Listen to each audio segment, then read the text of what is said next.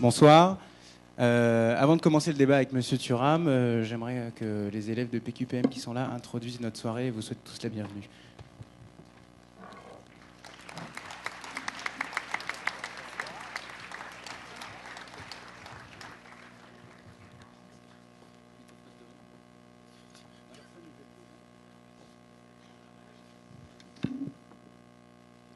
Mesdames et messieurs, bonsoir. Monsieur Lilian, bonsoir. Au nom de PQPM et de l'ensemble de la maison ESSEC, bienvenue à Monsieur Lilian Thuram. Mesdames et messieurs, bienvenue parmi nous.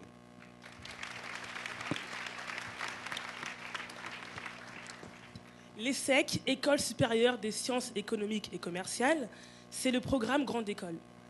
Avec le BBA, les masters spécialisés, les formations permanentes avec des professionnels, mais c'est avant tout un programme d'une très grande ouverture sociale dont nous bénéficions. Il s'agit du programme PQPM, c'est-à-dire une grande école, pourquoi pas moi. Ce programme fête aujourd'hui ses 10 ans.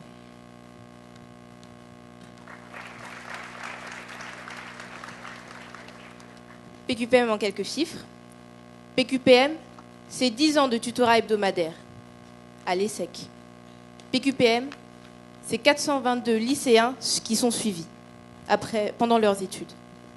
PQPM, c'est aussi 417 étudiants de l'ESSEC qui suivent le programme et qui y sont investis.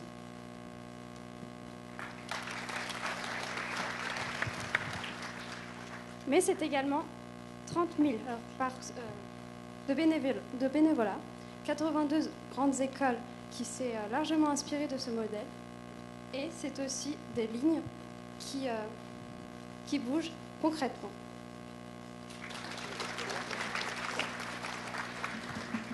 Pour ceux qui ne connaissent pas le programme Pourquoi pas moi, nous avons tous les mercredis pendant 3 ans, 3 heures de séances de tutorat avec nos tuteurs ici à l'ESSEC, durant lesquelles nous développons notre esprit critique, nos compétences à l'oral, en langue, mais aussi notre ouverture d'esprit et bien d'autres aptitudes. En parallèle, le programme nous offre la possibilité de faire diverses sorties culturelles, musées, théâtre, opéra, mais aussi Angleterre, Polytechnique et institutions européennes à Bruxelles.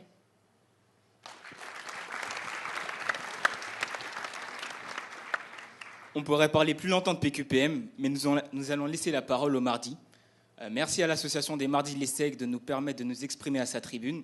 Nous reconnaissons la chance que nous avons. Et merci à vous de nous avoir écoutés.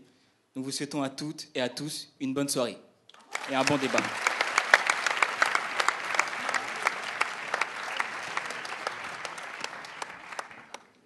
Merci à vous. Je tiens, au nom des associations de l'ESSEC, dire à quel point on est heureux de travailler avec PQPM. C'est le cas aussi du UNESSEC qui organise des sessions de négociation avec PQPM cette année pour la première fois.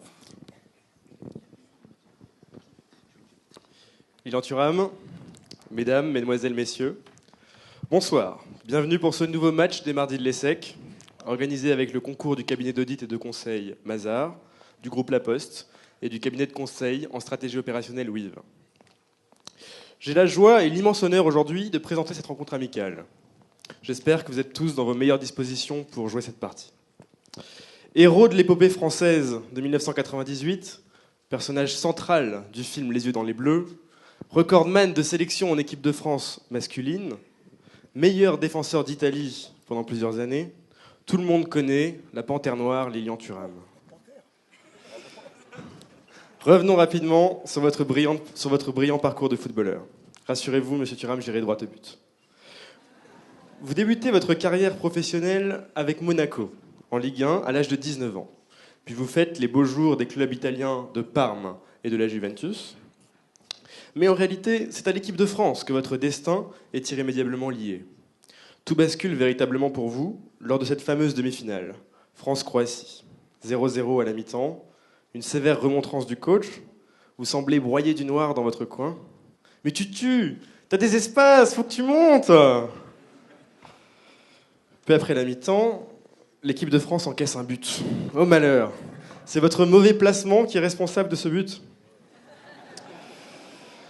Je n'ose à peine imaginer quelle rage et désespoir ont dû vous envahir à ce moment-là. 30 minutes plus tard, vous voilà un héros, un défenseur génial, un dieu du stade, qui vient d'inscrire ses 2 seuls et uniques buts en équipe de France. Ces buts qui sont synonymes de qualification pour la finale de la Coupe du Monde de football. Monsieur Thuram, la leçon est bien retenue pour nous. Nous allons tâcher de ne pas vous énerver. Et n'oublions pas ce geste, monsieur Thuram, qui est resté dans les mémoires. Sachez-le, monsieur Thuram. Jamais un doigt dans le nez ne fut si acclamé. Après la victoire en Coupe du Monde, ce n'est pas une étoile noire, mais l'étoile dorée de la victoire que vous arborez sur vos maillots. Vous distribuez le livre Peau noire, masque blanc de Frantz Fanon à tous les joueurs noirs de l'équipe de France. Analyse psychologique du rapport entre l'homme blanc et l'homme noir. Je m'interroge, n'est-ce pas là un réflexe communautariste superflu ?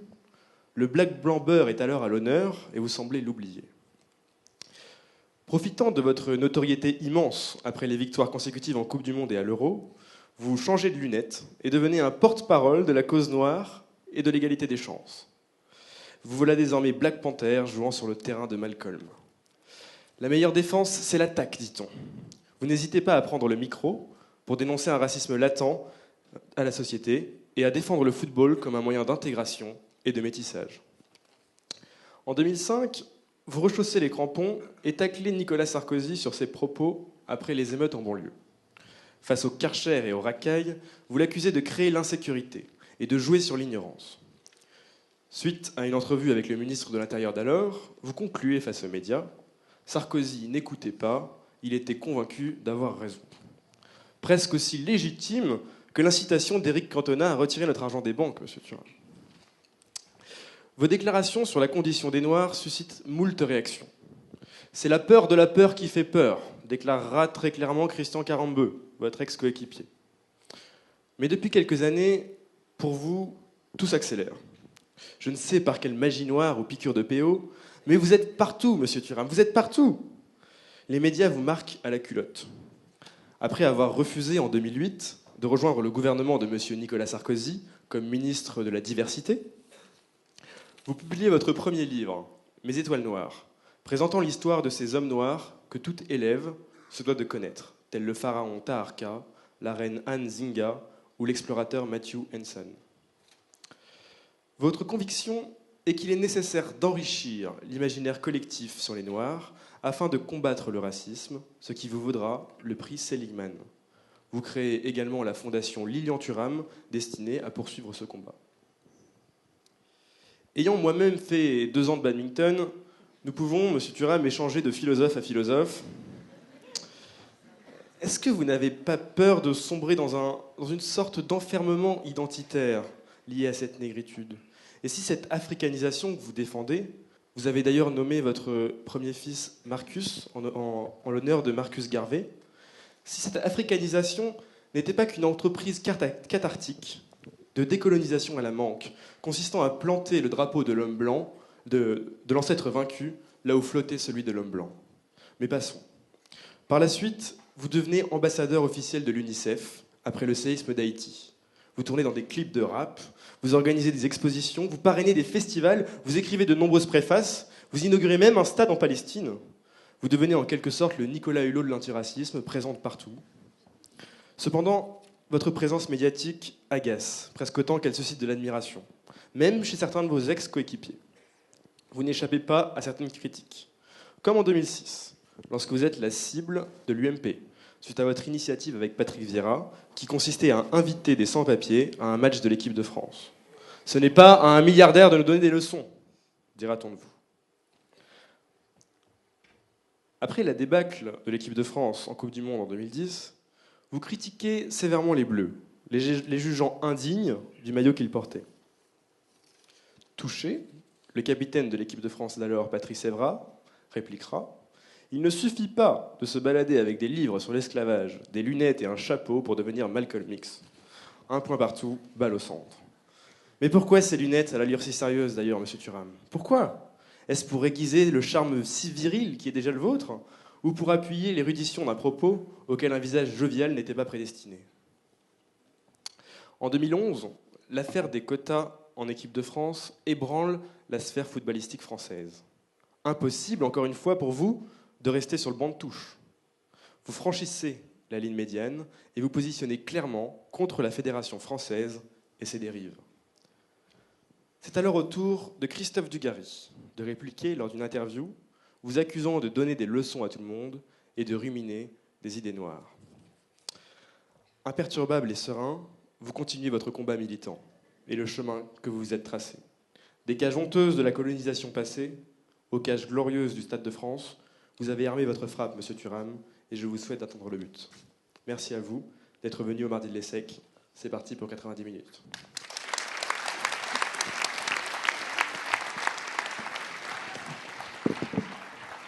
Lilian Thuram, bonsoir. Bonsoir. On va revenir sur un certain nombre de points abordés par Vincent dans sa présentation.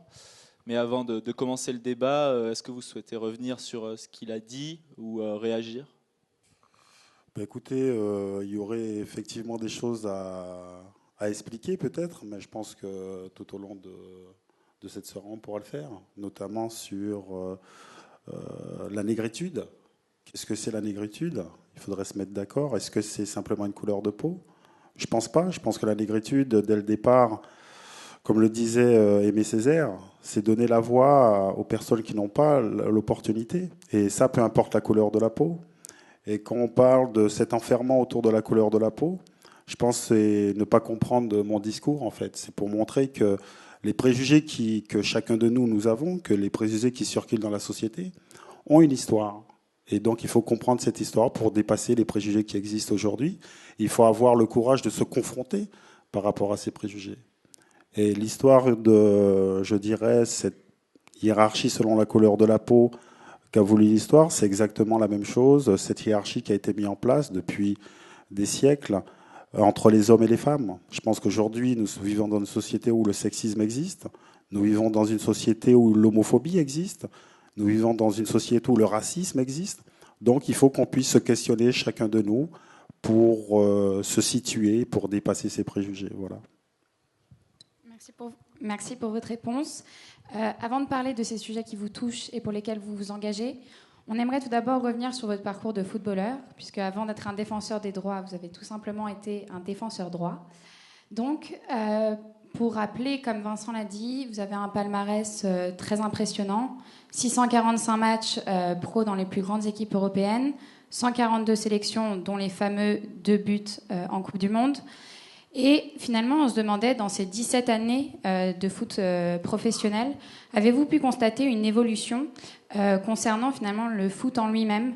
Est-ce qu'il est plus rapide aujourd'hui que lorsque vous avez commencé ? Et ce, pourquoi ? Est-ce que c'est en fonction de la façon dont c'est filmé ? Est-ce que c'est l'évolution avec, par exemple, le futsal qui prend une importance ? Effectivement, c'est vrai qu'on a toujours l'impression que ça va de plus en plus vite. Mais moi, lorsque je regarde les matchs avec mes enfants, je leur dis, mais je comprends pas comment ils font pour courir autant. J'avais pas l'impression de courir autant lorsque j'étais sur le terrain. Mais je dirais qu'effectivement, on devient beaucoup plus préparé physiquement. Les joueurs sont de plus en plus techniques. Et effectivement aussi, il y a une autre façon de filmer les matchs, ce qui donne de la vitesse au jeu. Je dirais que c'est l'entraînement qui devient de plus en plus pointu. Voilà. Ça va plus vite, c'est plus technique aussi peut-être ? Oui, je pense que c'est plus technique. Déjà à mon époque, par exemple, lorsque j'étais plus jeune, je faisais partie des plus techniques de mon équipe. Et lorsque je suis arrivé en professionnel, il s'est avéré que j'étais pas assez technique, donc on m'a mis derrière. Donc, et c'est vrai que je pense que les défenseurs d'aujourd'hui sont beaucoup plus techniques que par exemple moi. Mais justement, par rapport à ça, on voit une évolution très forte par rapport à votre poste, qui est arrière droit. Même si vous préfériez, je crois, jouer défenseur central. Aujourd'hui, je ne vais pas dire que vous étiez un plot à 25 mètres du but, mais Alves à Barcelone ou Marcelo, qui sont plus attaquants que défenseurs droits. Effectivement, de toute façon, ça dépend la philosophie de jeu de chaque pays. C'est-à-dire qu'en Espagne, effectivement, les latéraux ont tendance à être des ex-attaquants. Alors que peut-être pas en France ou en Italie. En Italie, c'est encore pire. C'est-à-dire que avant tout, à l'arrière, les arrières latéraux doivent être des défenseurs et doivent défendre avant tout. Donc, disons qu'effectivement, ça dépend avec quelle philosophie de jeu vous comparez. c'est sûr que Alves ou encore le joueur de Barcelone qui joue sur le côté gauche, Alba, effectivement, nous n'avions pas la même technique. Voilà. Concernant maintenant un peu plus l'ambiance, on a envie de vous passer une petite vidéo pour en fait engager le dialogue sur le respect. Une vidéo, je pense que vous connaissez bien. Aucune chance, mais aucune chance, les gars. On est en train de s'annuler toutes nos chances. Pas difficile. Alors où on réagit et on y va, parce qu'il y a une finale au bout, ou vous laissez tomber et vous attendez. Et vous attendez qu'on jette la pièce en l'air. Il n'y a personne qui bouge. Personne ne réagit. On est là 10 mecs amorphes. Vous avez peur de quoi? Vous avez peur de qui? Peur? Mais vous allez perdre, les gars. Je vous le dis, vous allez perdre. Vous n'avez pas de soucis. Bon, pas de souci à vous faire. Cette vidéo, elle vous évoque quoi? Est-ce que vous pouvez nous en rappeler le contexte? Est-ce que vous en souvenez encore aujourd'hui de cette scène d'Aimé Jacquet à la mi-temps?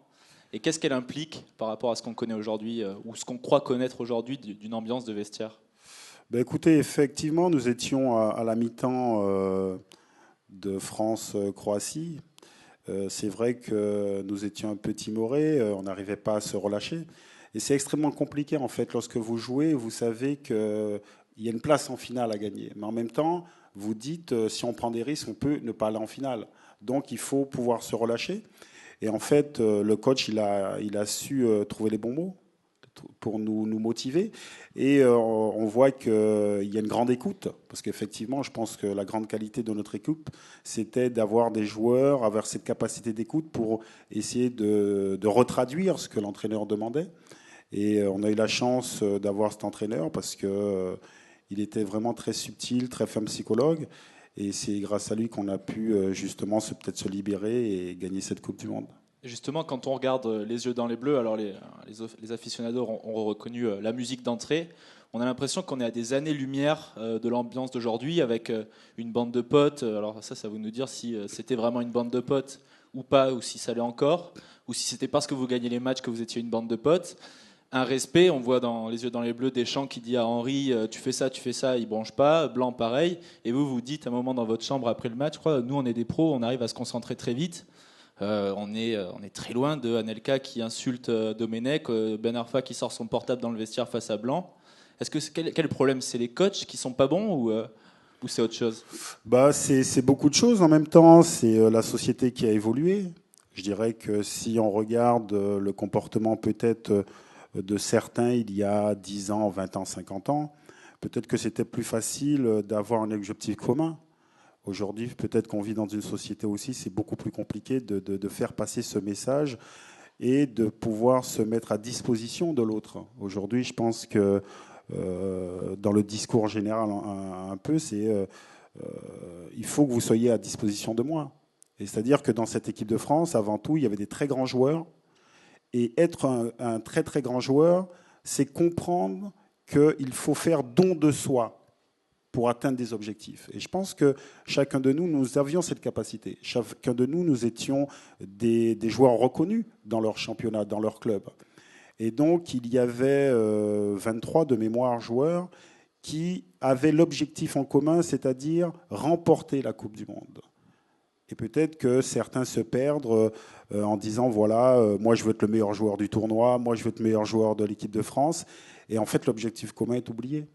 Et vous disiez tout à l'heure que vous aviez un grand entraîneur avec Aimé Jacquet qui a été très subtil. Nous, on est en école de commerce, donc on nous parle très souvent management, comment on gère des hommes, on va nous en parler, comment on gère des égos. Vous avez connu des très grands entraîneurs, Wenger à Monaco, ensuite Ancelotti à Parme, Lippi, Rijkaard. Est-ce que vous avez senti une différence dans leur façon de coacher? Quelle a été la méthode la plus efficace? Et comment on gère justement ces égos? Comment on construit un objectif commun pour que l'équipe aille de l'avant? Écoutez, c'est vrai qu'effectivement, j'ai eu la chance de rencontrer beaucoup d'entraîneurs. Et chacun est très différent. Par exemple, vous aviez un entraîneur comme Lippi qui parlait très très peu. Très très peu. Si vous n'étiez pas à 100% aux entraînements, il était capable de vous renvoyer de l'entraînement. Il était très très dur et il avait un groupe très restreint. Par exemple, en début de saison, nous étions peut-être 25 dans l'effectif. il arrivait à analyser et au bout de la moitié, il comptait peut-être sur 15 joueurs simplement. Et les autres étaient délaissés. Donc ça, c'est une stratégie qui est défendable. Après, vous avez par exemple quelqu'un qui est comme Ancelotti, que j'ai beaucoup aimé. J'ai eu la chance de travailler avec lui lorsque je suis arrivé en Italie. C'est quelqu'un qui est un éducateur, c'est-à-dire qui essaie de vous dire que vous pouvez toujours progresser. Par contre, je pense qu'il a changé, parce qu'il était jeune entraîneur aussi. Il était très gentil, trop. Et donc, parfois, c'était un peu du n'importe quoi. Et donc, je pense qu'au fur et à mesure, il a changé. Parce qu'en fait, vous savez, les joueurs, très rapidement, ils finissent par croire qu'ils sont au-dessus des lois. Mais c'est très simple à comprendre, parce qu'en fait, vous partez de chez vous, très jeune, vous arrivez au centre de formation, on vous regarde avec des grands yeux en disant « Oh, il est beau, il est fort », et on vous pardonne tout, parce qu'on a besoin de vous. Et donc, ça finit par désorienter certains. C'est ce qu'on a pu vivre lors de la dernière Coupe du Monde en 2010. C'est que vous perdez toute notion. Et donc, moi, j'ai eu des entraîneurs, par exemple, comme Arsène Wenger, qui était fantastique, parce que je l'ai rencontré très tôt. Et là aussi, c'est un très grand éducateur. Et il m'a donné des bonnes bases en disant, voilà, tu peux aller beaucoup plus loin que tu le penses, en travaillant. Mais toujours, ne jamais se mettre de limites. Mais effectivement, je pense que la première des choses pour avoir une bonne équipe, c'est bien choisir les hommes. Et je pense que les grands entraîneurs choisissent bien les hommes. Parce qu'ils savent très bien que dans les moments difficiles, vous allez penser au groupe. Parce que c'est dans les moments difficiles qu'on voit la réaction d'un grand groupe. Et je pense que, par exemple, à la Juventus de Turin, ce qui était très, très impressionnant, c'est-à-dire qu'avant de choisir un joueur, il faisait toute une enquête pour savoir comment il s'entraînait, comment il était dans sa vie. Et lorsqu'il arrivait dans le club, on n'avait même pas besoin de lui dire comment se comporter. Il savait que le club était plus fort que lui et qu'on était là pour gagner. Et donc, être un grand entraîneur aussi, c'est être dans un grand club et avoir des grands joueurs. Vous parliez du statut un peu de star absolue ou d'enfant gâté des joueurs de foot, mais on peut voir que ce problème n'existe pas juste ces dernières années. Il y a eu aussi Pelé, Maradona. Est-ce que vous ne pensez pas que le problème qu'on a vécu en équipe de France ces 2-3 dernières années est en fait un problème un peu plus profond, un problème de société ? Écoutez, moi je suis tout à fait d'accord avec vous. C'est pour ça que je vous dis qu'en règle générale, si on veut analyser le football, il faut analyser la société. Et c'est-à-dire que les dérives qu'il y a dans le football sont des dérives qu'on retrouve dans la société. C'est-à-dire que, effectivement, moi j'ai eu la chance quand même d'arriver au niveau professionnel lorsque j'avais 17 ans, c'était les années 89. J'ai côtoyé des joueurs qui étaient dans l'obligation de travailler après leur carrière. Donc ça change toute une mentalité. Et donc j'ai travaillé avec ces gens, donc ils m'ont apporté certaines valeurs, mais la réalité c'est qu'aujourd'hui, très rapidement, les joueurs gagnent pas mal d'argent. Et donc ça complique les choses. Les joueurs veulent tout de suite, mais je pense qu'en discutant avec une jeune femme dans un bar où je vais tous les jours, elle m'explique aussi que les jeunes veulent tout de suite. Ce n'est pas simplement le football. Et vouloir tout de suite, ça crée des problèmes. Surtout quand vous avez pas mal d'argent et quand on finit par vous dire, bon, écoute, ton entraîneur ne te fait pas jouer, bon, tu sais ce qu'on va faire ? Écoute, on change de club. Parce que on voit quand même qu'aujourd'hui, c'est quand même très courant que les joueurs changent de club très, très rapidement. Comme c'est très courant que les clubs vendent les joueurs très rapidement aussi. Et donc, je pense que c'est vraiment c'est un problème de société. Voilà. Aujourd'hui, quand on prend l'affaire de l'équipe de France, les Ben Arfa, les Ribéry, est-ce que ce n'est pas un peu les coupables idéaux ? Je ne dirais pas les boucs émissaires parce qu'ils sont coupables par leur attitude, mais dans un contexte de tension sociale et identitaire assez fort dans le pays, avec des discours qu'on peut entendre dans la bouche de journalistes comme Éric Zemmour qui disent c'est les jeunes de banlieue qui mettent encore la panique dans le vestiaire et qui font subir à Gourcuff ou aux joueurs plus calmes du vestiaire. Et c'est la France qui en pâtit.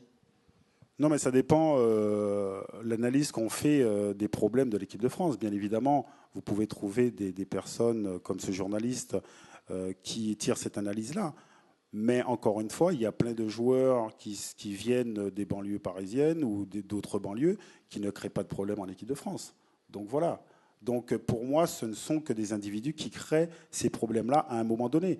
Mais c'est dû à une éducation, c'est dû à plein de choses qui sont personnelles. Mais après, vous pouvez tirer des conclusions, bien sûr, stupides. Ce serait dû à la religion, ce serait dû au fait qu'ils viennent des banlieues. Je ne sais même pas d'ailleurs s'ils viennent des banlieues entre nous. Voilà. Est-ce que vous pensez que le footballeur doit jouer, ou en tout cas joue à son insu, un rôle d'exemplarité ? Ben écoutez, oui, il faut prendre conscience de ça. Malheureusement, je pense que les jeunes joueurs ne prennent pas conscience de ça. Souvent, on dit que le football n'est pas politique, mais si. Étant donné que c'est le sport numéro 1, le football est politique, parce que les politiques vont s'y intéresser. Et on voit qu'à chaque fois qu'il y a des dérives, ils viennent pour faire passer leur idéologie. Donc c'est vrai qu'il faut peut-être expliquer aux jeunes joueurs que leur image parfois les dépasse. Et malheureusement, lorsque les joueurs font quelque chose, ce qu'il faut savoir, c'est que les jeunes qui jouent le samedi essaient de faire la même chose. Donc s'ils ont un mauvais comportement, il est évident que ça va se retrouver dans le football amateur. Donc vous voyez, quand vous rentriez sur un terrain pendant 17 ans, comme un modèle, vous aviez conscience de ça en rentrant sur le terrain, que vous aviez des jeunes qui allaient vous regarder, qu'il fallait que vous vous comportiez de manière éthique. Par exemple, Zidane, vous avez trouvé que son comportement était mauvais. Enfin, est-ce que vous pensez qu'éthiquement parlant, il a eu tort ? Je parle bien sûr du coup de boule à Materazzi. Ben écoutez, j'ai pas tout de suite eu ce regard sur ce que j'étais en train de faire. Mais en grandissant, bien évidemment, si par exemple des firmes payent des fortunes aux joueurs de foot pour faire la publicité, c'est qu'il y a une raison. C'est que ça va toucher une grande population et notamment les jeunes. Par exemple, ce qu'a fait Zidane, ça peut être compréhensible parce qu'encore une fois, chacun a le droit d'être énervé, de ne pas se contrôler. Par contre, on doit lui dire qu'il a eu tort. Et en fait, le discours ambiant, c'était oui, c'est pas si grave que ça. Si, c'est grave. Parce que il y a des jeunes qui vont regarder. Zidane est aimé par des millions de jeunes. Et il faut dire aux jeunes, voilà, ça, il ne faut pas le refaire. Est-ce que vous considérez ça normal, par exemple, quand on voit des stars autres que dans le football, comme Tiger Woods, qui doit faire une conférence devant toute l'Amérique parce qu'il a trompé sa femme? Est-ce que vous pensez que ça va trop loin? Est-ce que vous pensez que c'est normal, qu'il doit assumer et qu'il doit prendre son rôle de star Ben écoutez, effectivement, on peut avoir des discussions autour de ça, mais je pense qu'il le fait aussi vis-à-vis de ses sponsors. Parce qu'il y a des demandes derrière des sponsors qui disent voilà, nous avons besoin de quelqu'un qui a une très très bonne image. Mais je pense qu'effectivement, lorsque vous êtes sportif de haut niveau ou même dans d'autres domaines, effectivement, il faut être conscient que votre image permet à d'autres parfois de bien vivre. Parce qu'effectivement, les joueurs de foot, on les aime aussi parce que le samedi, on va aller voir sur le terrain, on se dit tiens, c'est extraordinaire, moi aussi j'aurais voulu avoir cette vie-là. Et il y a d'autres enfants aussi qui le regardent en prenant comme exemple. Et je pense qu'il faut être conscient de ça. C'est important. Donc il y a une pression qui se fait financièrement par les sponsors qui forcent les footballeurs à être des modèles. Il y a une pression de la part des politiques. Est-ce que c'est la raison pour laquelle il y a parce que le foot n'est pas un milieu immaculé, la raison pour laquelle il y a des tabous aujourd'hui encore dans le foot? Je pense au dopage. On a vu récemment avec l'affaire Armstrong que dans le cyclisme, on n'hésite plus à montrer du doigt, je dirais pas les tricheurs pour employer un terme moralisateur, mais ceux qui ont pris des substances interdites. Dans le foot, on a l'impression que tout va bien. Vous avez joué dans des clubs à des moments où il y a eu des fortes suspicions de dopage. Le Parme de la fin des années 90, la Juve du début des années 2000. Est-ce que vous avez été confronté à des situations où on vous a demandé d'en prendre? Comment on se comporte éthiquement face à ce problème? Tout d'abord, vous savez, je crois qu'encore une fois, bien sûr, il y a des tricheurs partout. Après qu'il y ait des clubs qui mettent en place tout un système pour droguer tous les joueurs, ça me paraît très compliqué. Par exemple, lorsque je jouais en Italie, il y avait des produits qui n'étaient pas acceptables en France, mais qui n'étaient pas considérés comme dopants en Italie. Je ne me souviens plus du nom. Je ne sais pas si c'était de la créatine ou quelque chose comme ça. Mais encore une fois, je pense que effectivement, on le répète souvent, mais au foot, vous avez besoin de toute une équipe. Et si techniquement vous n'êtes pas très bon, certes, vous allez courir pendant des heures, mais je pense que ça va se voir très très vite que vous êtes dopé. Donc il n'y a pas tant de dopage que ça dans le foot? Non, ce qu'il faut dire, c'est qu'il y a pas mal de contrôle au foot. C'est-à-dire qu'après les matchs, en règle générale, il y a toujours 2 joueurs de chaque équipe qui vont au contrôle. Oui, mais on ne détecte rien aujourd'hui. Ah ben... bon, on ne détecte rien parce qu'il n'y a pas de dopé. Je veux dire... Donc il n'y a pas de dopage dans le foot? Ah non, je ne dis pas ça. Parce que si vous êtes contrôlé, on vous prend, vous êtes dopé. Mais parfois, s'il y a quelqu'un qui a pris quelque chose qui n'est pas contrôlé, on ne va pas le trouver. C'est-à-dire que ce n'est pas un contrôle de toute l'équipe. À part une fois, nous étions avant la Coupe du Monde d'ailleurs, nous avons été contrôlés à Clairefontaine, et ça a été une très bonne chose. Mais encore une fois, bien évidemment, je pense qu'il y a des gens qui se dopent. Voilà. Comme partout. Et toujours par rapport à la situation à laquelle vous auriez pu vous confronter, tout en gardant cette idée que vous êtes un modèle pour les gens.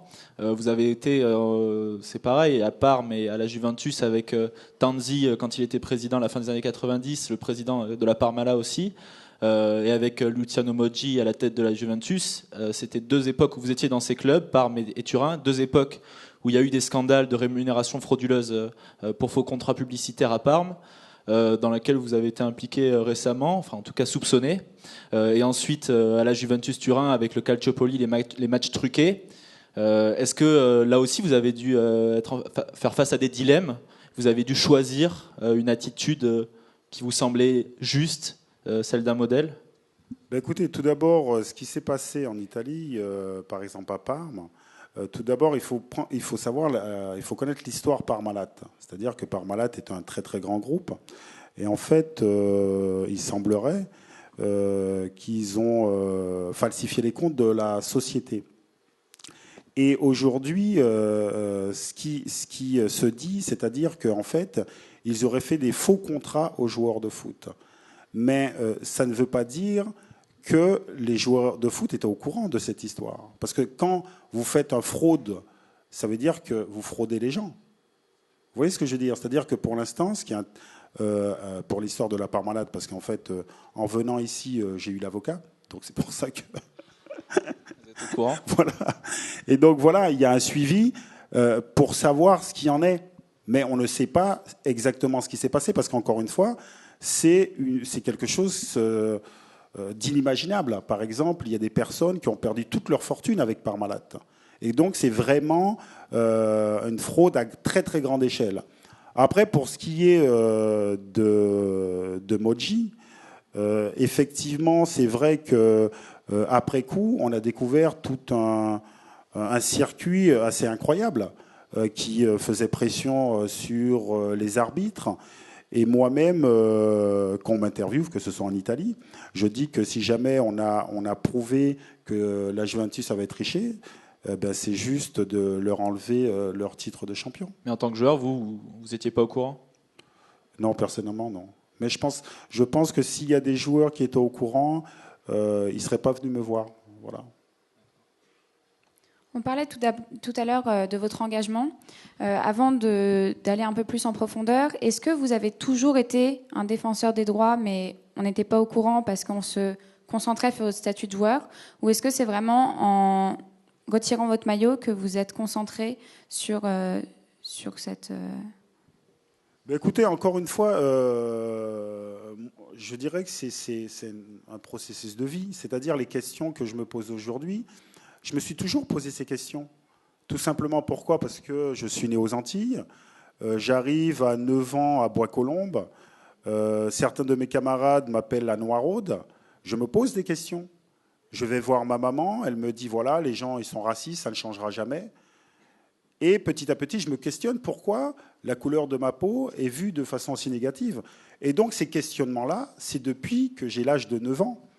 Et après, j'habite dans la banlieue parisienne, où il y a des personnes qui viennent du Zaïre, qui viennent d'Algérie, du Maroc, du Liban, du Pakistan. Donc, on se pose des questions.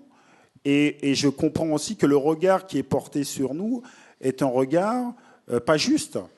Et donc, lorsque j'étais joueur de foot, on me posait des questions sur le racisme, je répondais, et puis ainsi de suite. Mais c'est pas une nouveauté. Et est-ce que vous n'avez pas eu peur, en vous engageant, de ternir votre image? Parce qu'on peut se servir de son image parce qu'on est un ancien footballeur, mais quand on rentre dans l'arène politique, on tombe de son piédestal, et le Thuram qui s'engage sur les sujets de société, c'est plus le Thuram qui a mis 2 buts à la Croatie. Le contre-exemple typique qui semble nous venir, c'est celui de Zidane. Zidane, il arrête sa carrière, il fait de la pub pour Volvic, il reste à Madrid dans l'encadrement et il gagne de l'argent, et il n'y a pas de problème avec Zidane, il ne ternit pas son image. Et c'est plutôt rare, comme vous le disiez, de trouver des footballeurs politisés. On avait Socrates au Corinthians dans les années 80. Dans une autre gamme, il y avait Di Canio, qui est un peu très proche du fascisme mussolinien. Vous n'êtes pas dit, je vais perdre du capital sympathie en m'engageant politiquement? Tout d'abord, pour ma part, je ne suis pas politisé. Et encore une fois, je ne me pose pas la question.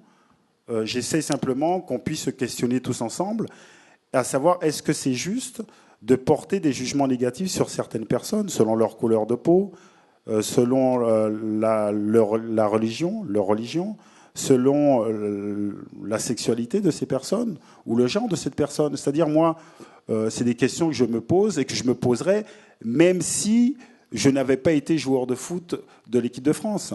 Après, j'ai eu la chance d'avoir gagné la Coupe du Monde. J'ai conscience que le fait d'avoir gagné cette Coupe du Monde me permet de questionner beaucoup plus facilement les plus jeunes, beaucoup plus facilement la société. Donc je le fais. Donc je ne me pose pas la question à savoir comment je vais être perçu. Parce que de toute façon, que vous vouliez ou non, il y aura des gens qui vont être pour, des gens contre. Mais l'important, c'est que vous soyez honnête avec vous-même. Et puis voilà. Concernant les critiques que vous avez pu recevoir, que ce soit de la part des hommes politiques, mais aussi de vos propres coéquipiers, comment vous réagissez? Écoutez, souvent, ça m'arrive de ne pas être d'accord avec des personnes. Donc moi, je peux comprendre qu'on ne soit pas d'accord avec moi. Après, lorsque vous aviez dit tout à l'heure, quand j'ai invité des personnes à venir voir un match de foot, ça me paraissait tout à fait normal. C'est-à-dire qu'en règle générale, lorsque vous allez voir un match avec vos enfants, avec votre femme, vos amis, c'est pour passer un bon moment, peut-être pour oublier les problématiques de la semaine. C'était le même processus pour ces personnes. Moi, l'idée que j'avais, c'était, voilà, ils sont dans un moment de difficulté, je vais prendre des billets pour qu'ils viennent regarder un match.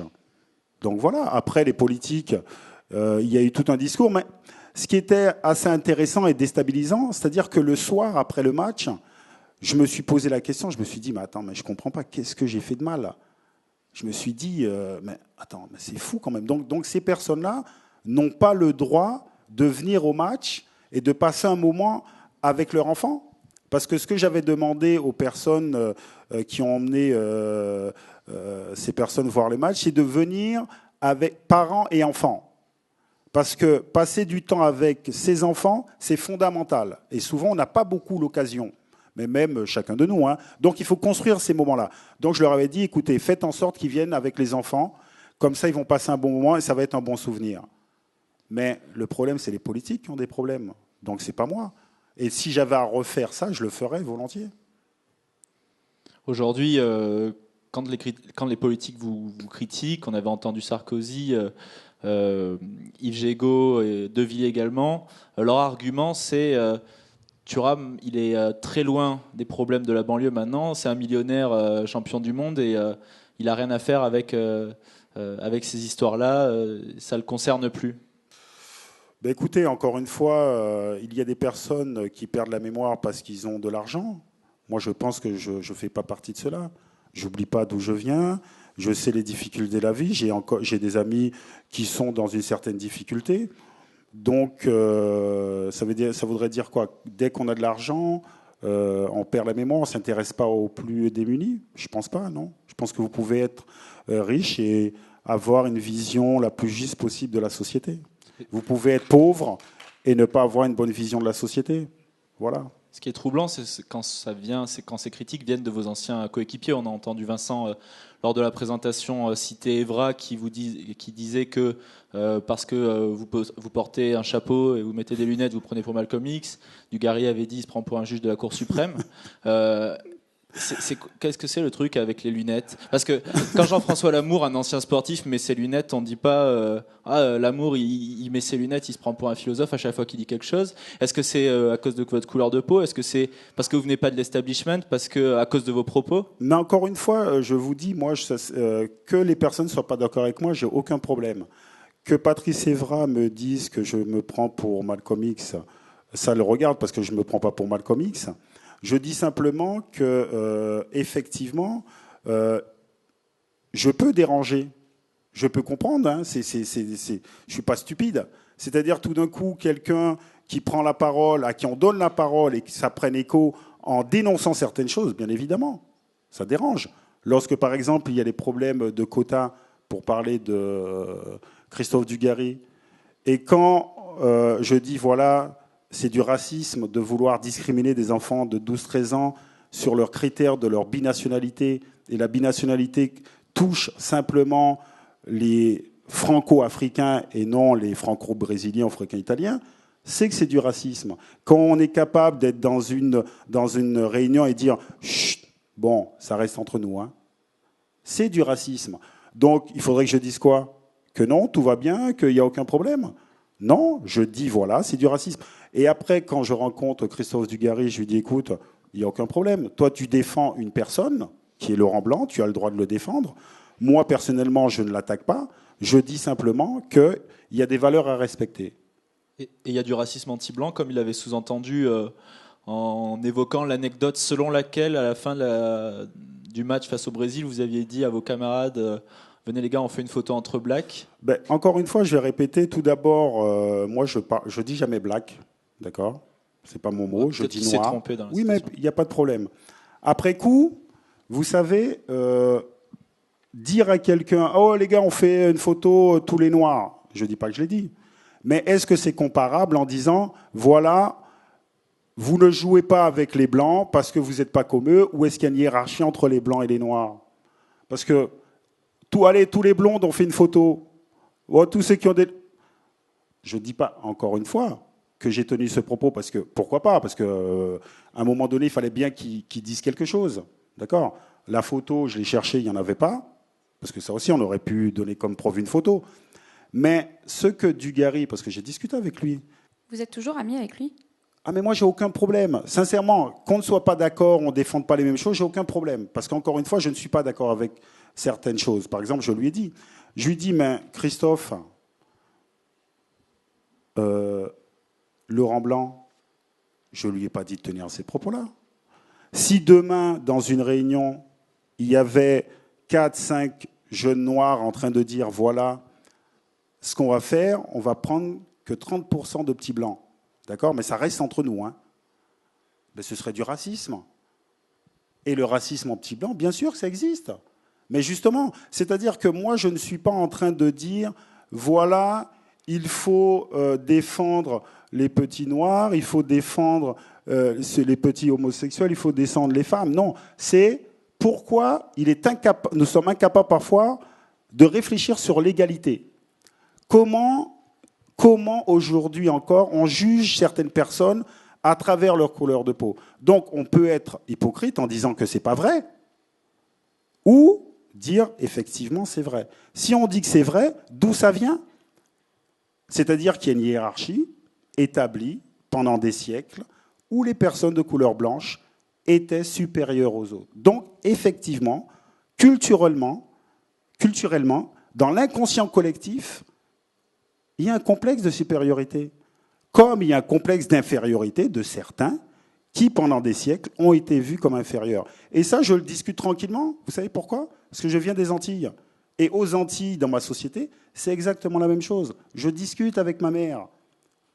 Ma mère, par exemple, à son époque, on lui faisait comprendre qu'il fallait se marier avec quelqu'un qui avait la peau plus claire. Pourquoi? Pour avoir des enfants qui auraient la peau chapée, la peau échappée du noir. Donc vous voyez, ce que j'aborde là, c'est des sujets qu'on peut discuter tranquillement. Ça peut mettre mal à l'aise certaines personnes, effectivement, parce qu'il y a des personnes qui sont dans un sentiment de victimisation ou de culpabilité. Non, tranquille. Je veux dire, l'histoire, c'est l'histoire qui a mis en place ces schémas-là. Mais ne faisons pas en sorte de faire comme si nous ne savions pas. C'est-à-dire, toi ou moi, il est préférable d'être homme que femme dans la société. Mais dire le contraire, c'est être hypocrite. Tout simplement. Vous êtes sûr? Comment? Vous êtes sûr? Ah, mais je suis sûr. Vous inquiétez pas. Le beau rôle, c'est les hommes qui l'ont. Mais je le sais, hein. Je suis un homme. On ne va pas discuter de ça. Je voudrais pas m'énerver. Non, vous avez pas compris ce que je dis. On a le beau rôle qu'on le veuille. C'est-à-dire qu'on ne dit pas qu'on est... C'est l'histoire qui le veut, c'est culturel.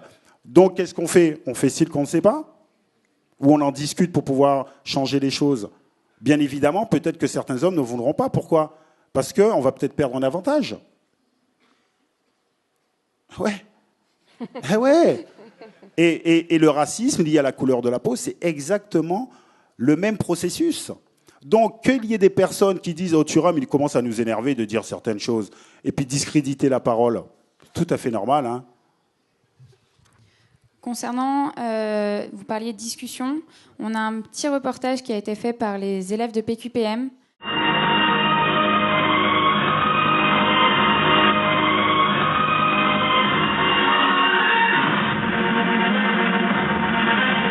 Mesdames et messieurs, bonsoir. Nous venons d'apprendre que le célèbre joueur de foot, Lilian Thuram, s'apprête à prendre part à une conférence de l'ESSEC ayant pour thème le respect, le racisme et la définition d'un modèle. Retour en image sur le parcours du défenseur de droit devenu défenseur de droit. Réalisation de Krish Marey, Neila Zara, Alma Carré, Florian Simon, Benjamin Marie-Louise, Cassandre Mandesta, Fatou Sambaré et Megan Ndeleka. Tu connais Thuram? C'est un footballeur, je crois, non? Ouais, c'est un défenseur. Même qu'il a joué 17 ans. C'était quand déjà? De 1991 à 2008. C'est pas celui qui a joué à la Juve et au Barça? Ouais. Et même qui nous a sauvés en 1998. Il a marqué 2 buts contre la Croatie. Il a gagné la Coupe du Monde 98 et l'Euro 2000, je crois, maintenant. Ouais, je crois. Il a même été fait chevalier de la Légion d'honneur. Mais ce mec, c'est un super footballeur. Mais en fait, est-ce que c'est juste un footballeur? Je sais pas, qui c'est? Alma, tu savais que Lilian Thuram, au travers de sa fondation, nous apprend que la meilleure façon de lutter contre le racisme, c'est de se questionner sur ses propres préjugés. Pour nous, les jeunes, l'éducation représente beaucoup. Aidez-nous à travailler pour changer notre pays, la France. Et toi, Alma, dans quelle France t'étudies? Moi, j'aimerais vivre dans une France où on apprendrait à s'écouter et à se comprendre avec compassion. Parce que je pense qu'en se connaissant mieux, on se respecterait plus et donc ça ferait une France beaucoup plus juste. Tout le monde connaît Thuram, le footballeur. Mais connaissez-vous Lilian Thuram, l'écrivain? Son livre le plus célèbre, Mes étoiles noires, parle de son désir d'en apprendre plus sur ses ancêtres, au-delà de l'image parfois donnée par les manuels d'histoire et de l'oubli dont certains sont victimes. Des étoiles noires, personne n'en a jamais parlé. Les murs des classes étaient blancs, les pages des livres d'histoire blanches. Eh mais, il est trop bien, enfin, c'est dommage qu'on n'entende pas parler plus souvent de cet angle-là. Et puis, il fait plein d'autres choses, il est écrivain, il est footballeur, et puis il est engagé aussi. Thuram, le footballeur n'est plus le playboy qui nage dans les billets et qui roule en Ferrari, mais une personne engagée qui se sent concernée par les problèmes de sa société.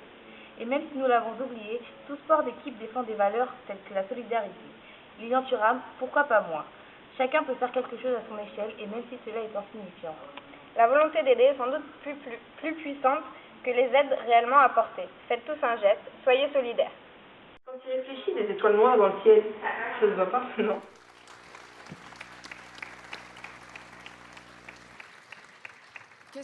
Que vous inspire ce petit reportage et toutes ces problématiques? Ben écoutez, en fait, ce qui est important, c'est pourquoi pas moi? Pourquoi pas moi? C'est-à-dire qu'effectivement, peut-être qu'on ne se rend pas compte, mais je pense que ce qui caractérise beaucoup d'entre vous, ici, les étudiants, c'est d'avoir une très bonne estime de soi-même. Penser que tout est possible. Être capable de. Être capable de. C'est ça le plus beau cadeau que vous avez reçu de vos parents. Être capable de. Je suis capable de faire ce que j'ai envie de faire.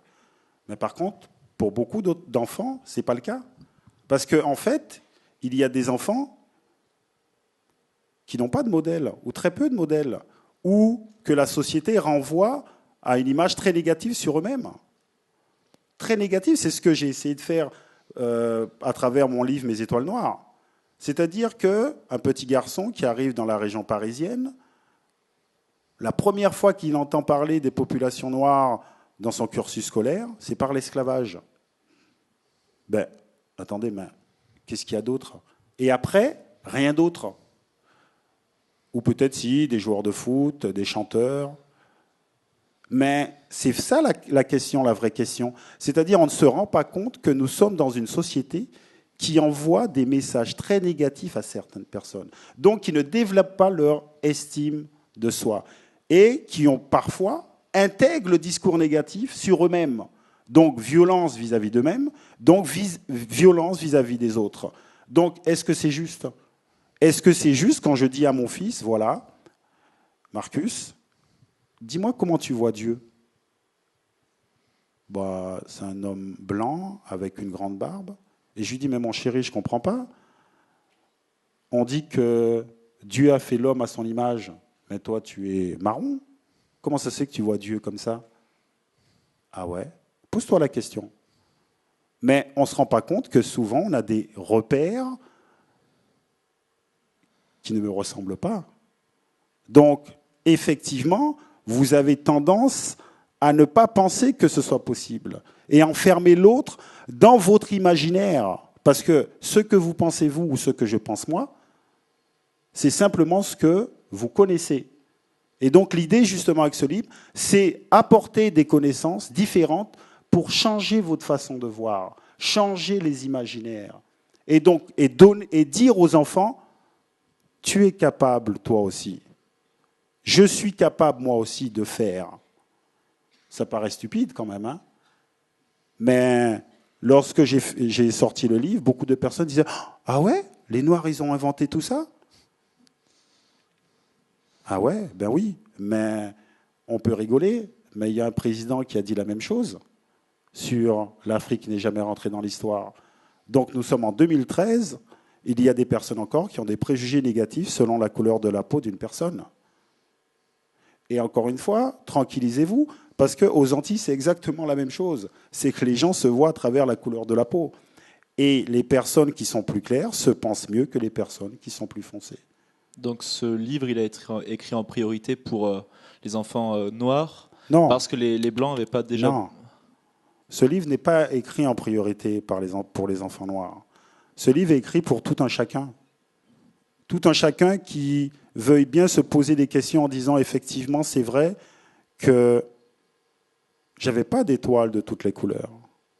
Peut-être que ce serait intéressant d'avoir des étoiles de toutes les couleurs. Et c'est là qu'on se trompe. C'est-à-dire que souvent, on essaie d'enfermer la personne dans sa couleur de peau. Moi, je le vois très bien. C'est-à-dire qu'il défend un discours pour les Noirs.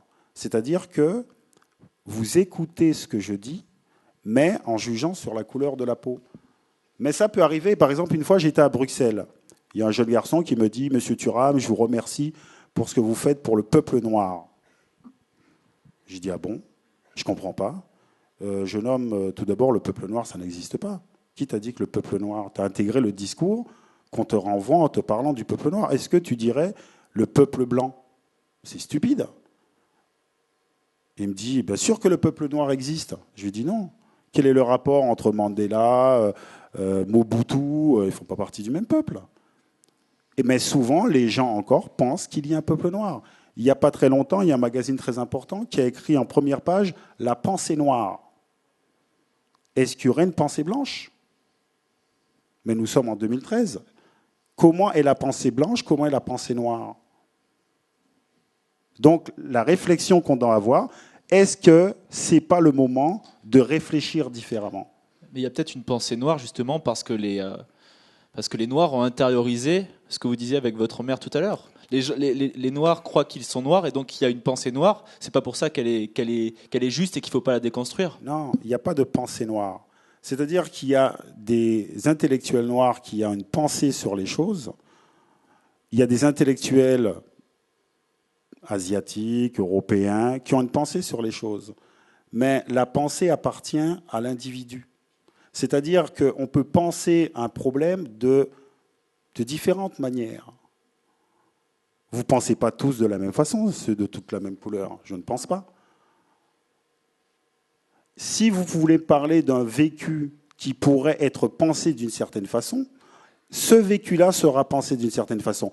Mais il y aura des différences obligatoirement entre chaque individu de la façon dont il pense. Donc, réduire la pensée à la couleur, réduire la pensée à la religion ou aux gens, c'est ça le vrai problème. Et ça, c'est dû à l'histoire. Et c'est pour cela que moi, mon travail, c'est donner à réfléchir sur comment nous sommes en train de réfléchir. Est-ce que vous vous rendez compte que, effectivement, nous sommes encore en train de nous voir à travers la couleur de la peau? Par exemple, une réflexion qu'on entend trop souvent, les gens de la minorité visible. Qui est de la minorité visible entre nous trois? Bonne question. Ok. Donc, moi, je serai de la minorité visible. Vous, vous serez de la majorité invisible. Donc, la majorité invisible serait les personnes de couleur blanche et la minorité visible serait les personnes de couleur non blanche. Donc, on voit qu'on n'est pas sorti du problème lié à la couleur de la peau. Et donc, en fait, c'est se questionner sur ce sujet-là, tout simplement. Et d'où ça vient? Parce que, encore une fois, il y a une histoire du racisme. C'est ce que j'ai envie de faire comprendre aux gens, et que cette histoire-là est très, très proche de nous. Très, très proche. Hiérarchie entre les couleurs, ça s'apprenait à l'école. Ça s'apprenait à l'école, dans les livres, où on expliquait que la race la plus parfaite est la race blanche. Donc, si on l'apprend à l'école, on finit par croire que c'est vrai. Et, encore une fois, je vous rappelle que l'apartheid, c'est les années 90. Hein. Tu es dans quelle année? 91. Ok. 90, l'apartheid. C'est la fin de l'apartheid. Oui. Qu'est-ce que ça veut dire, la fin? Parce que ça s'arrête, clac, et les mentalités changent du jour au lendemain? Tu penses que ça? Pourquoi parler de l'histoire, encore une fois, l'esclavage? Tout le monde pense que l'esclavage est très loin. Mon grand-père, il est né en 1908, 60 ans après l'abolition de l'esclavage en 1848. Donc, qu'on le veuille ou non, inconsciemment, de génération en génération, on reproduit les mêmes choses. Quelle est la solution alors? Ben, justement, la solution, déjà, c'est se poser la question, quels sont mes propres préjugés, et ne pas avoir honte de ça, et comprendre qu'il y a une histoire. Par exemple, lorsque nous faisons, je dis là parce qu'il y a M. Gauthier et Elisabeth Caillé qui travaillent à la Fondation, une exposition au Quai Branly, d'abord, l'invention du sauvage. C'est-à-dire que jusqu'en 1958, on pouvait aller voir des gens qui venaient d'Afrique, d'Océanie, des Amériques, dans des jardins d'acclimatation. Ah oui, au jardin d'acclimatation, en 1931, on a exhibé l'arrière-grand-père de Christian Carambeu en le présentant comme un cannibale kanak. Et les gens allaient pique-niquer tranquillement, hein, les autres étaient derrière des grillages. Et donc, moi, je dis, il ne faut pas culpabiliser ces gens, les gens qui ont été dans ces jardins voir. Parce que demain, s'il y a des hommes verts, on vous dit qu'il y a des petits hommes verts au jardin d'acclimatation. Peut-être que la grande majorité de nous y allons avec nos enfants. Mais par contre, quand vous voyez un petit homme vert en dehors du jardin, un peu de panique. C'est de l'ordre émotionnel. Mais en fait, c'est ça le racisme. C'est une question émotionnelle, culturelle. Et si on ne le comprend pas, on ne peut pas le dépasser. Je vais te présenter ma fiancée parce qu'elle est super gentille. Oh, elle est noire. Oh, putain. Mais il y a encore des gens comme ça. Voilà. Donc, ça vient d'où? Parce que nous sommes en 2013. La fin de la colonisation, c'est les années 60. Et pour comprendre l'idéologie de la colonisation, vous écoutez Jules Ferry qui dit très clairement que les races supérieures ont un droit vis-à-vis des races inférieures. Et justement, vous disiez que vous étiez devenu noir à l'âge de 9 ans quand vous êtes arrivé en métropole. Oui. Et est-ce que, de même que Jean-Paul Sartre disait que c'est l'antisémite qui fait le juif, c'est le raciste qui fait le noir? Être noir ou être blanc, c'est une construction. Simple. Et encore une fois, je vous dis, moi-même, tous les jours, j'apprends. Hein. Bon, il y a quelques années de ça, j'étais en Italie, et mon fils, le plus petit, Kéfren, avait 4-5 ans, je crois. Et un jour, je lui dis, Kéfren, dis-moi, tu es le seul noir de ta classe? Et lui, il me regarde, il me dit, papa, je ne suis pas noir. Et donc, moi, tout de suite, je dis, tiens, le mec, il a un problème avec sa couleur et tout ça. Il me dit, je dis, ah bon, t'es pas noir? Je dis, t'es quelle couleur? Il me dit, je suis marron. Je dis, ah bon, ok. Je lui dis, mais mon chéri, les autres de ta classe, ils sont de quelle couleur? Ils sont pink. Et donc là aussi, on peut voir cette construction. On dit, il est noir, il est blanc. Et ce jeu, je le fais aussi dans les écoles. Et ce qui est super intéressant, c'est lorsque je vais dans les écoles, la grande majorité des enfants, pour ne pas dire la totalité, ne savent pas pourquoi il y a des personnes de couleur noire ou blanche. Ils ne savent pas. Et quand je leur dis que c'est une adaptation à l'environnement, au climat, ils me disent, ah bon? Que ça? Eh bien oui, que ça. Et quand je leur explique que tout cela n'a été qu'une construction, c'est pour ça que la période de l'esclavage m'intéresse beaucoup, parce que ça me fait comprendre ma famille, parce que je vous ai dit, je suis des Antilles. Donc c'est très important de comprendre l'esclavage pour comprendre la mentalité de la société antillaise. Mais c'est très important aussi pour comprendre comment on a construit l'infériorité de certaines personnes. Mais on était dans l'obligation de créer l'infériorité de certaines personnes pour pouvoir les exploiter. Il faut créer cette infériorité pour exploiter quelqu'un. Ils ne sont pas comme nous. Ils sont différents. Ils sont inférieurs. Donc, on peut les exploiter. Et tout au long de l'histoire, cette idéologie a perduré jusque l'apartheid, jusqu'aujourd'hui, les préjugés qui sont liés à la couleur de la peau. Et je pense que c'est ça qu'il faut comprendre. Vous essayez de lutter grâce à votre fondation. Est-ce que vous pensez que c'est aussi le rôle des politiques? Et en ce sens, qu'est-ce qu'il faudrait qu'ils fassent? Est-ce que c'est remettre en cause certains programmes d'histoire, une certaine éducation? Bien évidemment, je pense que ce qui serait important pour les politiques, c'est déjà tenir un discours cohérent et rassembleur. Parce qu'en règle générale, vous savez, c'est très facile par le discours de construire des eux et des nous. On peut construire des eux et des nous par la couleur de la peau, par la religion, par tout ce qu'on veut. Et je pense que ce qui serait intéressant au niveau éducatif, c'est qu'on puisse apprendre à se connaître soi-même. Je pense que c'est ça le vrai problème. C'est-à-dire qu'on apprend énormément de choses, mais apprendre à comprendre que chacun de nous, nous sommes le fruit de conditionnement, que ce soit le conditionnement familial, le conditionnement religieux, le conditionnement historique. Et je pense que si nous avions la capacité de questionner ces conditionnements, de les dépasser, peut-être qu'on pourrait penser librement. Parce qu'effectivement, il y a des personnes qui se pensent à travers la couleur de peau, comme je l'ai dit, le jeune qui me dit « je suis du peuple noir », qui se pensent avant tout par leur religion. Et je pense qu'il faut emmener les enfants ou chacun de nous à penser comme un être humain. Mais pour ça, il faut avoir la pensée libre. Et c'est extrêmement compliqué de questionner ces conditionnements. Parce qu'on finit par croire que ce que je pense, c'est tout à fait naturel. C'est comme ça. Alors que non, ça vient de conditionnement. Vous avez dû être victime de racisme dans les stades, en particulier italiens. Comment vous réagissiez? Mais encore une fois, vous savez, j'étais déjà assez grand, et puis je comprenais le mécanisme. Je pense que vous souffrez du racisme quand vous ne comprenez pas le mécanisme. C'est-à-dire quand les gens faisaient le bruit du singe quand je touchais le ballon, d'accord, ils ne faisaient pas le bruit du chien ou du chat. Pourquoi? Parce que pendant très longtemps, on a considéré que les personnes de couleur noire étaient le chaînon manquant entre le singe et l'homme, d'où le bruit du singe. Donc, à preuve du contraire, mademoiselle, vous allez me rassurer, hein, je fais tout ça. Est-ce que je ressemble à un singe? Voilà, merci. C'est un petit nom quand même, hein, attention. Non. Voilà. Donc je comprends le mécanisme. Moi, ce que je n'appréciais pas, c'est qu'on disait « Oh là là, regardez, ils sont stupides, ceux-là ». Non, ils ne sont pas stupides. Pourquoi ils ne sont pas stupides? Parce qu'on n'est pas raciste, on le devient. Mais pourquoi on le devient? Parce que c'est culturel. Donc le racisme dans les stades où les gens font « ouh », c'est beaucoup moins dangereux que lorsque quelqu'un va chercher un boulot, on lui dit non, le poste, c'est trop tard. Parce que c'est de l'ordre émotionnel. Et ça, c'est le racisme latent. Et ça, c'est extrêmement dangereux.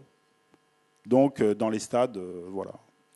Et comment réagir face au racisme? Est-ce que l'indifférence est la solution?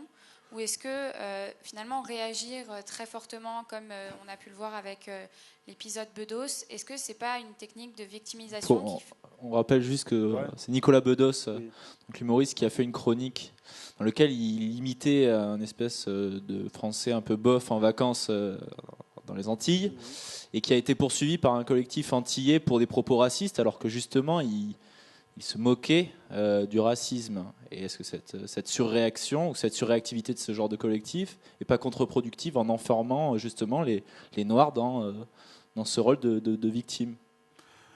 Tout d'abord, moi je pense qu'il ne faut pas laisser passer les choses. Il faut les dénoncer, il faut le dire. La première des choses, c'est le dire. Après, effectivement, on peut le dire de façon intelligente. Mais encore une fois, moi je suis contre la victimisation. Par contre, il faut comprendre qu'il y a des personnes qui souffrent depuis très très longtemps. Donc des personnes qui souffrent depuis très longtemps, c'est très compliqué de leur demander de ne pas être dans la victimisation. Mais je pense que, je n'ai pas lu, je pense que effectivement, quand on aborde les choses avec légèreté, c'est qu'on a déjà fait un travail sur soi-même. Et donc c'est pour cela que je dis, la première des choses, c'est comprendre ce que vous êtes en train de vivre pour ne pas souffrir. Parce que si vous souffrez du racisme, vous ne pouvez pas donner le meilleur de vous-même. Ce n'est pas possible. Une petite question concernant... vous êtes signataire du collectif Roosevelt, donc vous essayez de vous engager en politique. Simplement, je ne comprends pas bien pourquoi, quand on vous propose un poste où vous pourrez vraiment changer les choses, vous refusez. Notamment quand Nicolas Sarkozy vous l'a proposé, ou même au niveau de la Fédération française de football.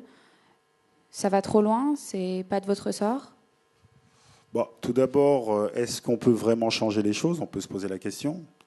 Est-ce que c'est sincère, tout d'abord? Je suis en train de parler de M. Sarkozy.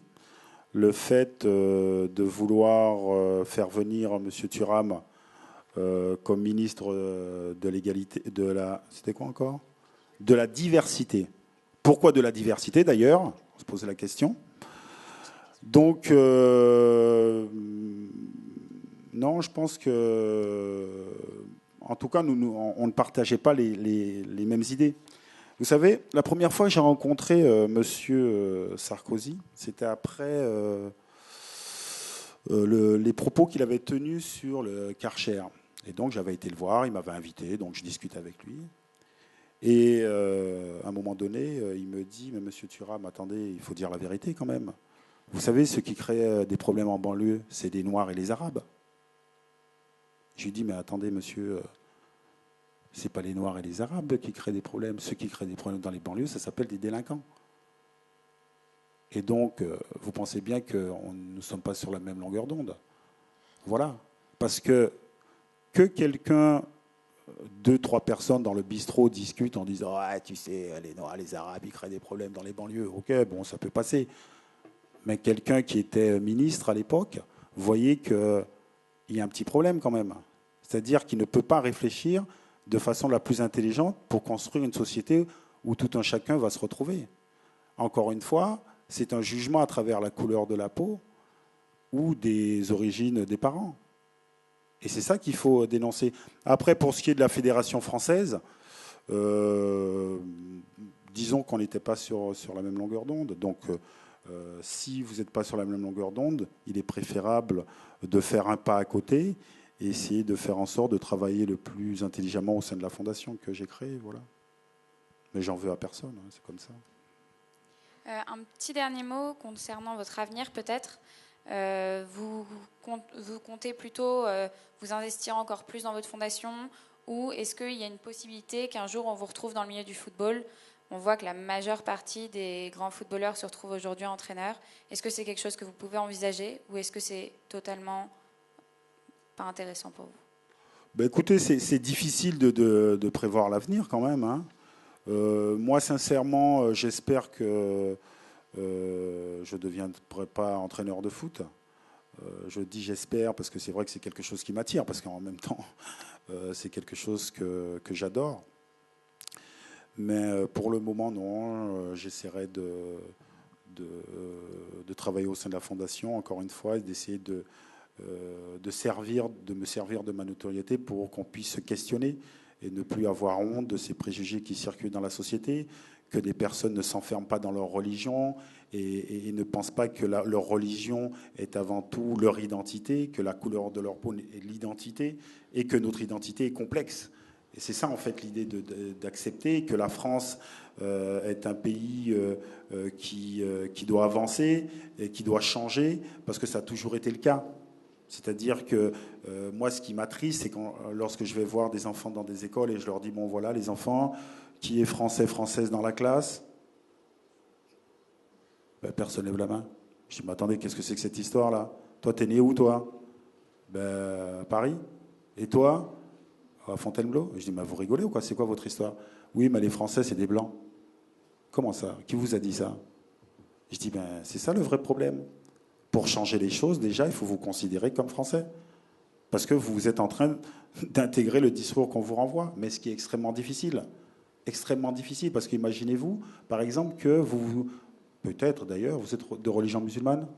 Non, d'accord. Imaginez-vous que vous êtes de religion musulmane.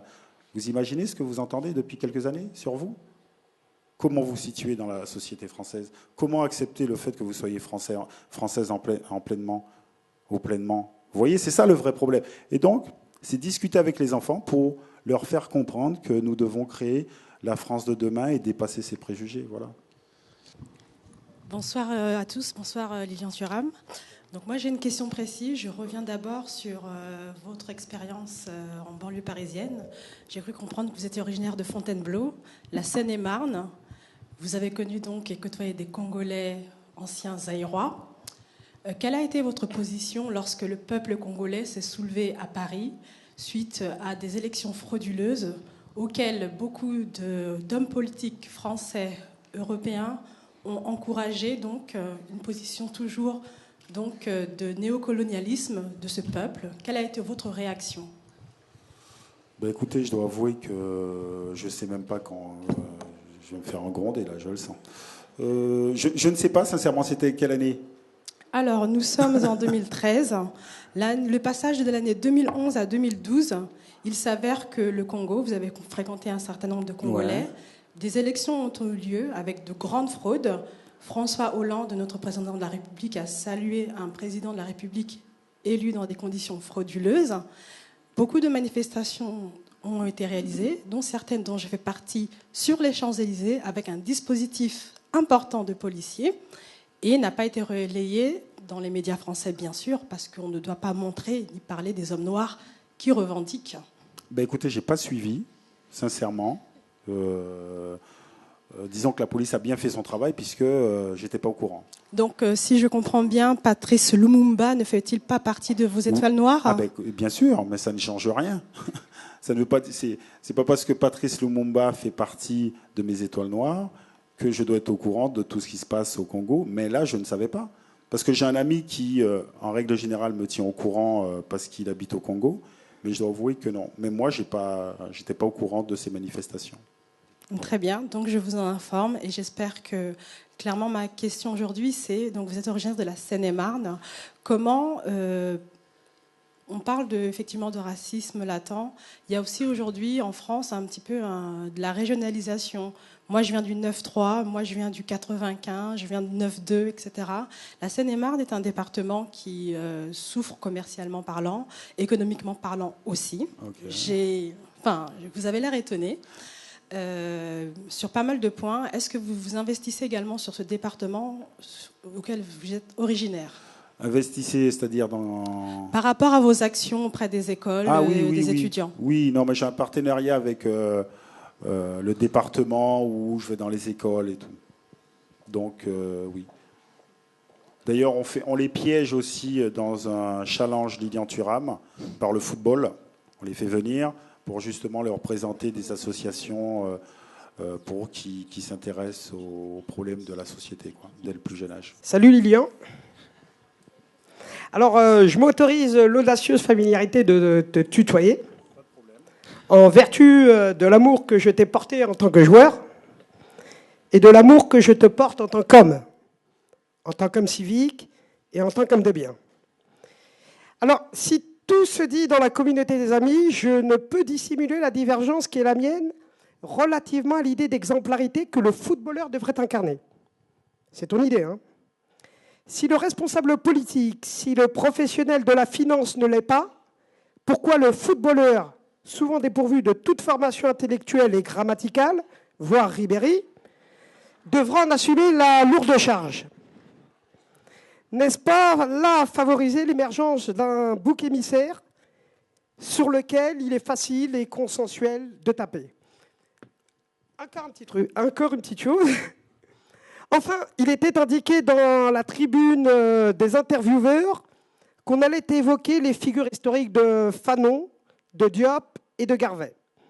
S'il n'en a rien été, je le dis sous la forme d'une boutade, c'est qu'il est démontré par l'expérience que les étudiants de l'ESSEC ont une plus grande prédilection pour le sport, voire le divertissement, que pour la culture historique.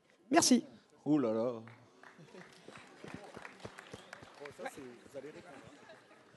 Ben, alors, tout d'abord, je n'ai pas dit que les joueurs de foot devaient être exemplaires pour toute une société. Mais je dirais que ce n'est pas parce que les politiques ne sont pas exemplaires ou la finance n'est pas exemplaire que les joueurs ne doivent pas comprendre qu'effectivement, ils peuvent servir d'exemple pour les jeunes. D'ailleurs, je ne suis pas d'accord avec vous sur le problème grammatical ou je ne sais pas quoi des joueurs de foot, parce que la grande majorité des joueurs de foot, se comportent très bien. Se comportent très très bien. Mais souvent, on a tendance à prendre ceux qui font des bêtises et les mettre devant de la scène. Mais en règle générale, moi, dans mes équipes, la plupart se sont toujours bien comportés. Voilà, ça, il faut le rappeler aussi quand même. Une autre question peut-être Ah non, vous répondez pas alors. Un peu. Oh non, qu'est-ce que c'est que cette histoire-là? Je lui conseille simplement de lire votre livre. Bonsoir, Maxime Géliot, étudiant en 3e année. Tout d'abord, je ne suis pas d'accord avec l'interlocuteur précédent. On ne fait pas que s'amuser à l'ESSEC. On étudie aussi beaucoup l'histoire. Tu peux voir ma tête. Et alors, la deuxième question, c'était la différence entre la xénophobie et le racisme. Vous parlez beaucoup de racisme, en fait, et j'ai l'impression que parfois, ça fait un peu double emploi par rapport à la xénophobie. Est-ce que vous ne pensez pas que la plupart du temps, c'est plutôt une peur de certaines populations que du racisme pur et dur, comme on peut l'avoir dans les stades? Je pense par exemple à ma grand-mère qui, il y a 60 ans, ne voyait pas de noirs. Et elle s'étonne aujourd'hui que des noirs puissent se marier avec des blancs. Et de plus en plus, on lui explique voilà, que la société évolue et elle s'y fait. Est-ce que vous ne pensez pas que c'est juste une question temporelle et que parfois c'est juste une peur, voire, on va dire, le manque de culture de certaines personnes et qu'on ne peut pas comparer forcément à un racisme avec une xénophobie Ben écoutez, tout d'abord, moi qui suis français, guadeloupéen, si par exemple votre grand-mère me rencontre et tout d'un coup elle a peur, c'est du racisme, c'est pas de la xénophobie. C'est-à-dire que moi je suis français. La xénophobie, ce sera avoir peur de l'étranger, mais la grande majorité des Noirs qui sont en France sont français quand même.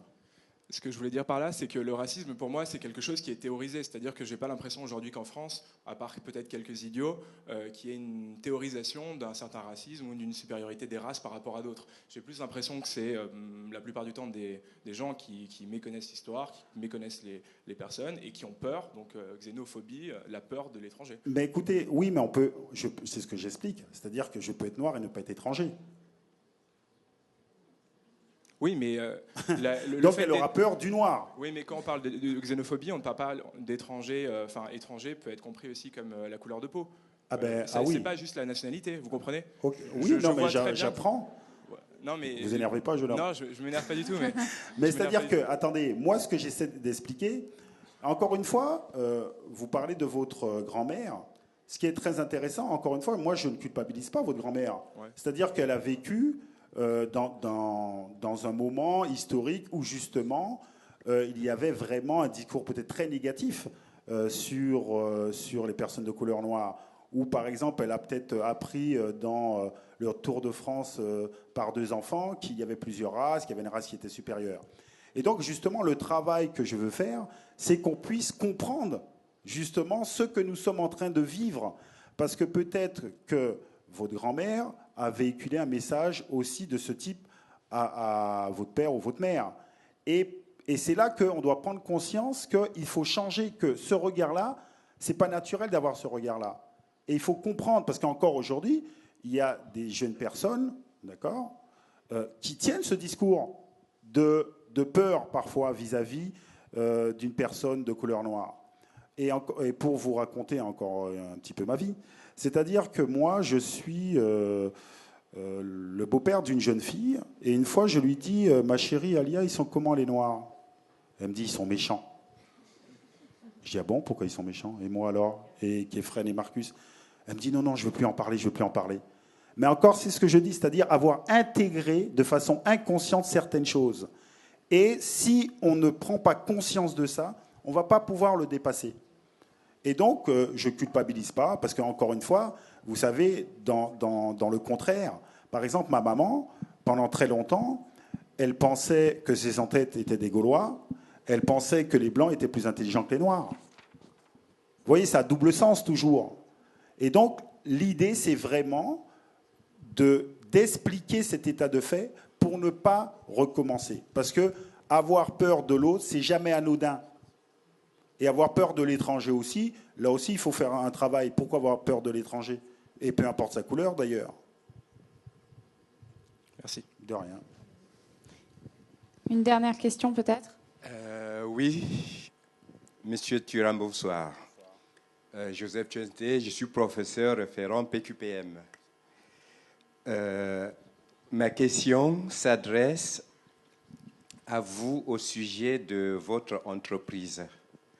Vous voulez faire reconnaître dans la société le fait que chaque individu devrait prendre conscience de lui-même.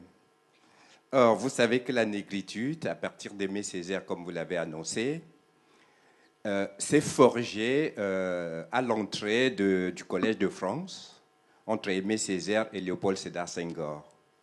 Senghor a voulu partager ses opinions en embrassant la politique, chose que vous refusez pour l'instant.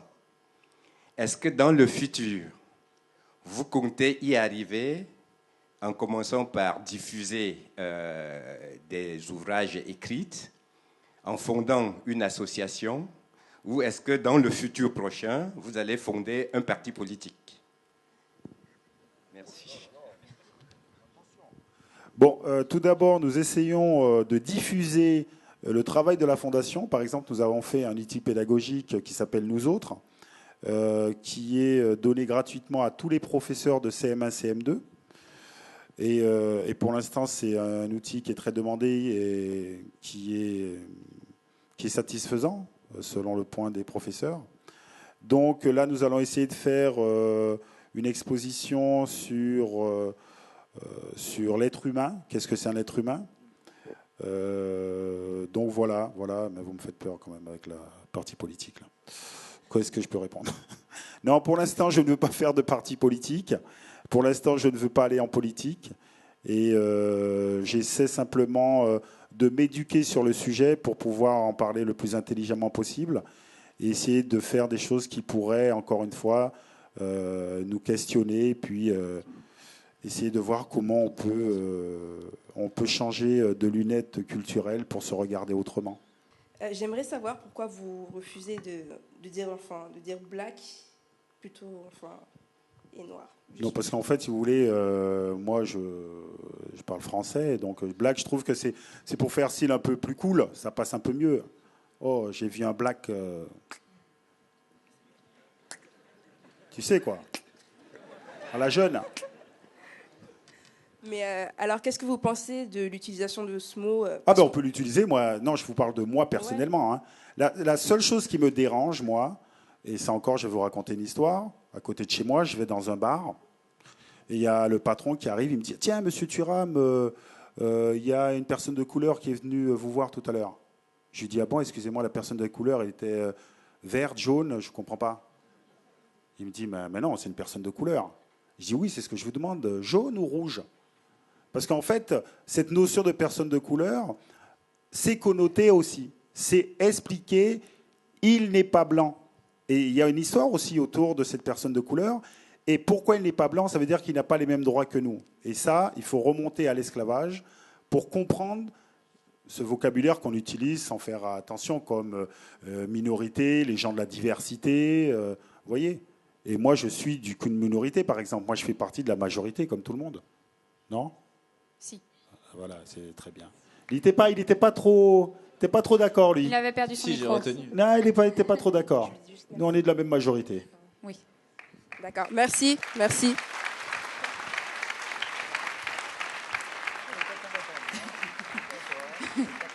Monsieur Lilian Thuram, merci beaucoup d'être venu au mardi de l'ESSEC.